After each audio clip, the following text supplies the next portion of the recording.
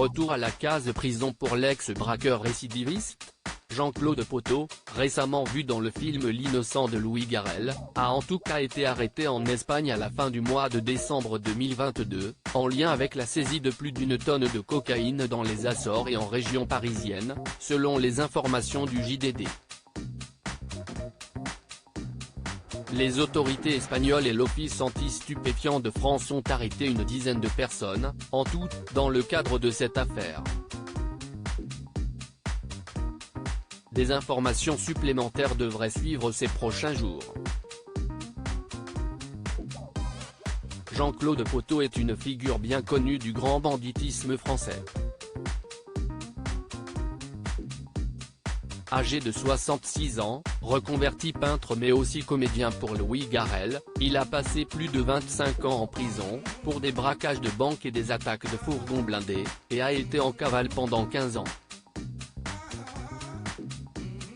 Une vie à 1000 à l'heure qui a inspiré quelques œuvres. Auteur de bande dessinée, il avait raconté son parcours dans un ouvrage divisé en 2 tomes, intitulé Face au mur, dessiné par Laurent Astier. Laisse tomber amigo, je ne le ferai jamais ça.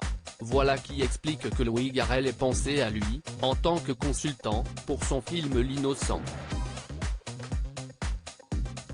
Le long métrage, sorti le 12 octobre dernier, raconte l'histoire d'une femme qui tombe amoureuse d'un bandit pas tant repenti que ça, qui finit par collaborer avec son beau-fils pour mettre tout le monde à l'abri.